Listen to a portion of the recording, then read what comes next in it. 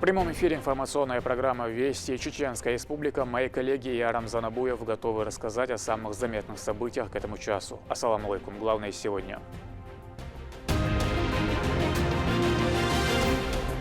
Благодатное время.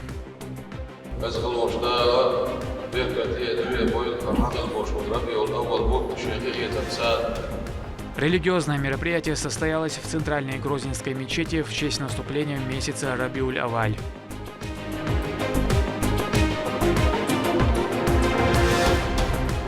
Ответственный этап. У нас сегодня на пункте дети сдают русский язык, пункт 18.02. Задействовано 107 участников. Стартовал дополнительный период сдачи единого госэкзамена.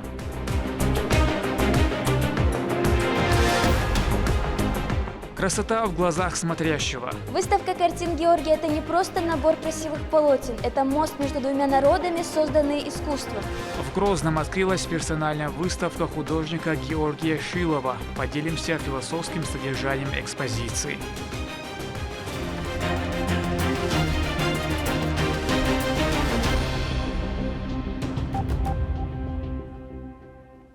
Начнем с важного. Центр культурной жизни Чеченская филармония имени Аднана Шахбулатова отмечает 85 лет.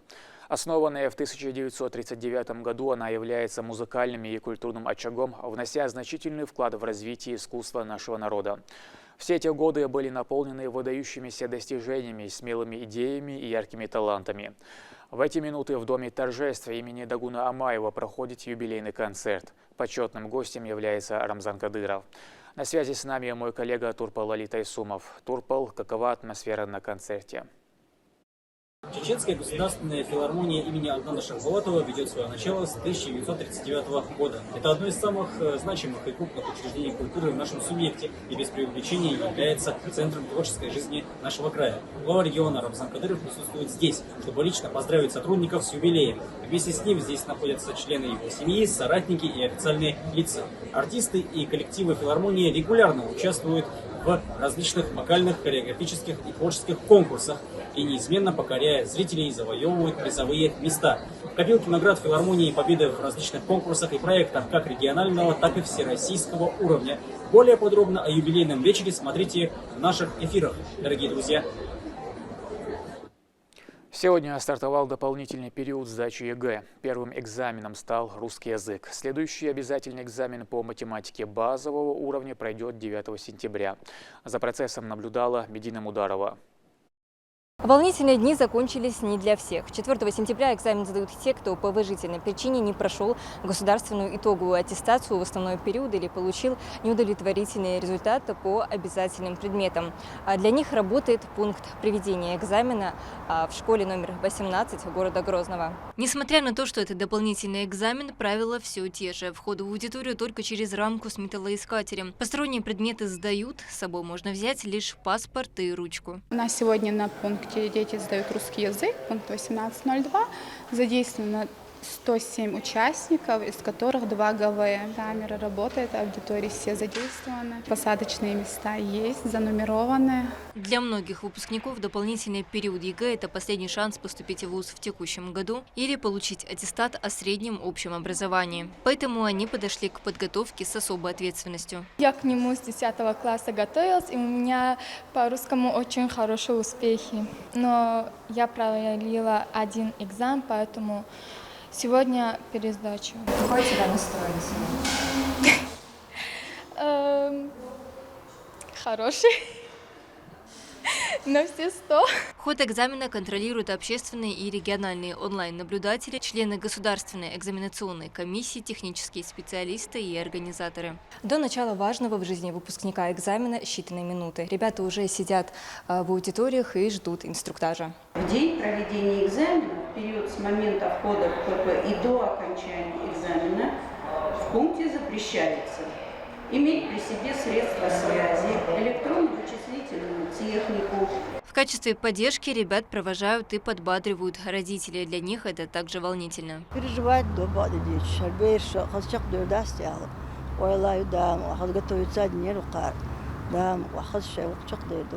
9 сентября участники сдадут экзамен по математике базового уровня, а 23 сентября – резервный день для сдачи 2 предметов. Для выпускников, которые не наберут необходимое количество баллов, будет организована пересдача в следующем году. Медина Мударова, Ислам Ибрагимов, Магомед Параханов, Вести, Чеченская Республика. В Курчалое проводят работы по укладке автомобильной дороги протяженностью более 1200 метров. Ранее в прямом эфире программы «Особый разговор» житель улицы Дакаева обратился к главе администрации Курчалоевского муниципалитета Асламбеку Ирасханову с просьбой проложить асфальт. Процесс начался сразу же. Все работы финансирует региональный общественный фонд имени Героя России Ахмата Хаджи Кадырова.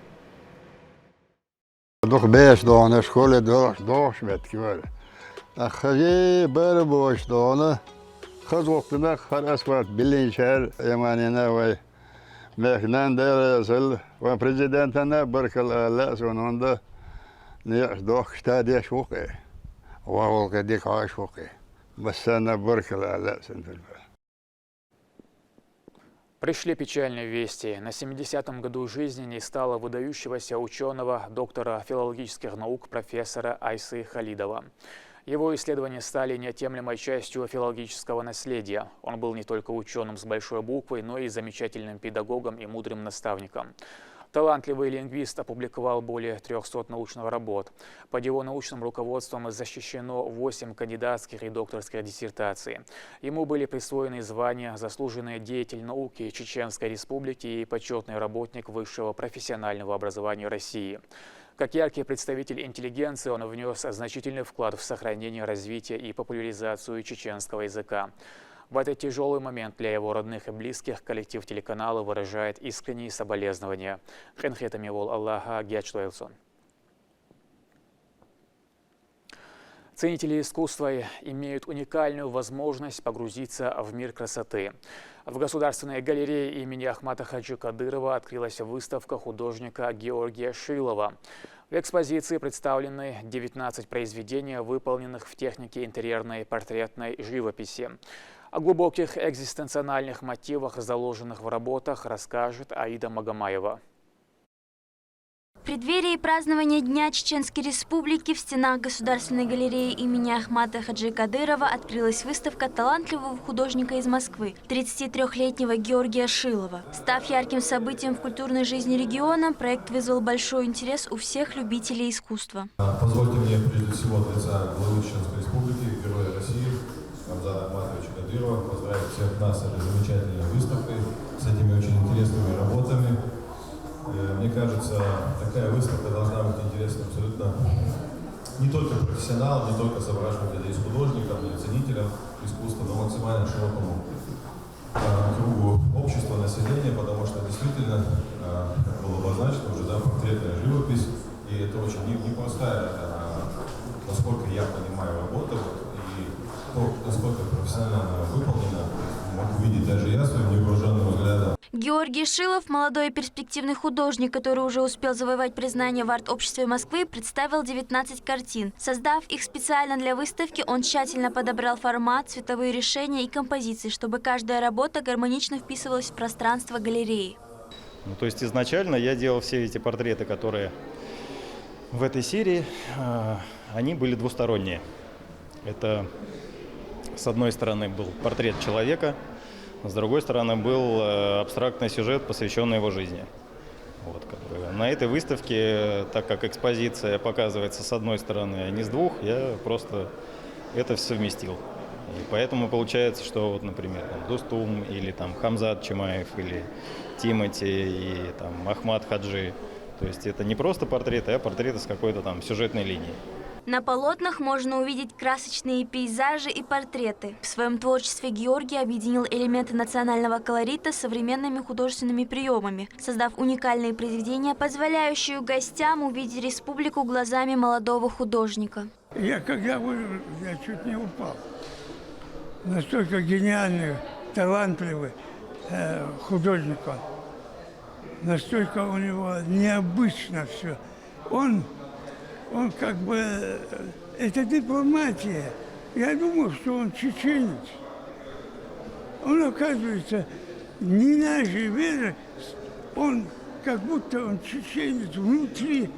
Он далеко ушел в горы и почувствовал этот дух. На открытии выставки присутствовали представители культурных и общественных организаций Чеченской Республики, а также местные жители. Они выразили благодарность художнику за его творчество. Спасибо вам. Ну, а, конечно, эта выставка – это продолжение той политики, которая ведется у нас в республике, без культуры нет нации, как сказал Ахмат Хаджи. Ну, а мы, в свою очередь, будем делать все для того, чтобы такие выставки всегда состоялись. Большая благодарность директору музея, всему культурному коллективу. Поэтому желаю успеха, удачи вам. День Чеченской Республики – это ежегодный праздник, который отмечается 6 сентября. Он объединяет многонациональный регион. В этот день устраиваются народные гуляния, ярмарки и выставки. Каждый этнос Чеченской Республики сохраняет свою уникальную культуру, традиции и обычаи. Выставка картин Георгия – это не просто набор красивых полотен, это мост между двумя народами, созданный искусством. Это его видение современного чеченского народа, переданный через яркие краски и глубокие образы. Аида Магомаева, Шамсуди Джабраилов, Вести, Чеченская Республика. В честь наступления месяца Рабиуль-Аваль в центральной мечети «Сердце Чечни» прошло религиозное мероприятие. Участие в нем приняли муфти Исаал Хаджи Межиев и богословы. Верующие прочитали мавлид, восславляя любимца Господа миров, а после совершили коллективное дуа, прося Создателя процветания для нашего народа и всей мусульманской умме. В этот благословенный месяц родился пророк Мухаммад, да благословит его Аллах, и приветствует верующие с огромной радостью, встречают и проводят это благодатное время.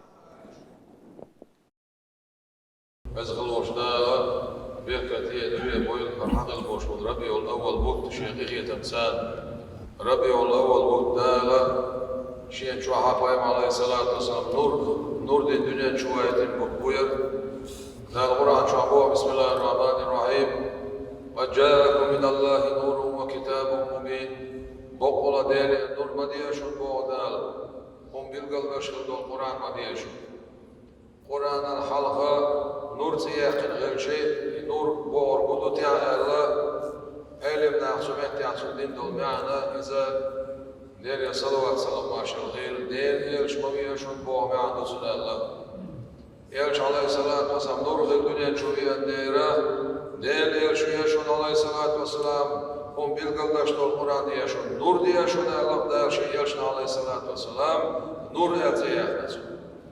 Peygamber aleyhissalatü vesselam subhanahu bağda bokkula değer ercadinakda bokkula şu doğmaya xolşol yaşıyor aleyhissalatü vesselam.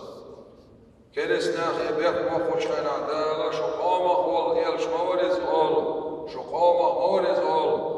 Busulnahiyada şu doğum yahval şol elçiye şol boğuşdega elçi aleyhissalatü vesselam ve doğmaşın gerk bağloş Peygamber aleyhissalatü vesselam iza ve hiyetim gaşvayetim kılar. Воспитанник республиканского бойцовского клуба Ахмат Эрзу Закриев завоевал золотую медаль по греко-римской борьбе в весовой категории до 63 килограммов. Наш спортсмен провел на мировом первенстве в Испании 5 встреч и во всех одержал досрочной победой. В финальном поединке он одолел представителя США с результатом 8-0, не оставив ни одного шанса противнику.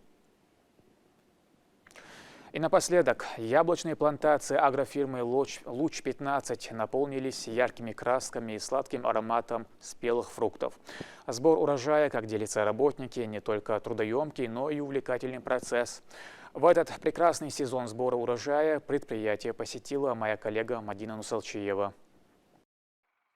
Агрофирма «Луч-15» – одна из крупнейших в регионе. Общая площадь ее составляет 115 гектаров. Фирма занимается выращиванием слив, нектарина и яблок. Сбор последних сейчас идет активными темпами. Все начинается в саду. Несмотря на жару, работники трудятся, не покладая рук.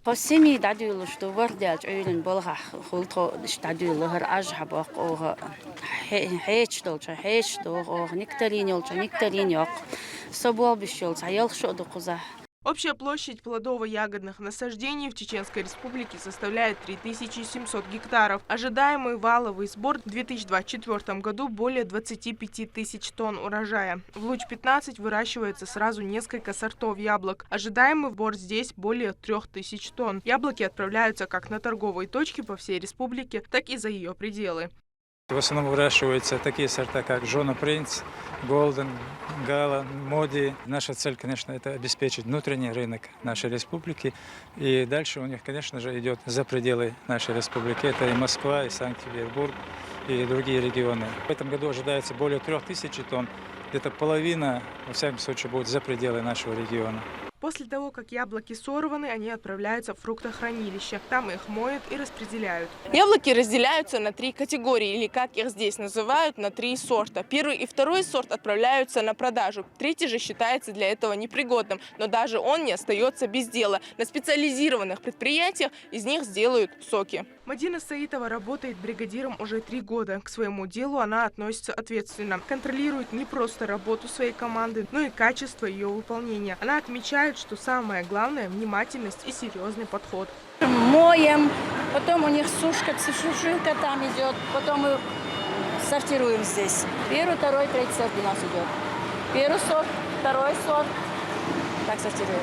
Первый сорт у нас хороший, отличный. Второй сорт тоже самое, но там с мятинами, с фаршой, там второй сорт идет у нас. А третий сорт вообще прокол. Ну, конечно, третий сорт. Было нормально здесь работать. Хорошо, и коллектив у нас хороший, дружный. Мы работаем, потому что с 7 до 4 у нас работа, а час обед. Завершается весь процесс распределением яблок по коробкам, после чего некоторые из них размещаются в специально отведенные камеры для хранения. Другие же отправляются прямиком на продажу. Мадина Нусалчиева, Сейдамин Мусаев, Руслан Магомадов. Вести, Чеченская Республика.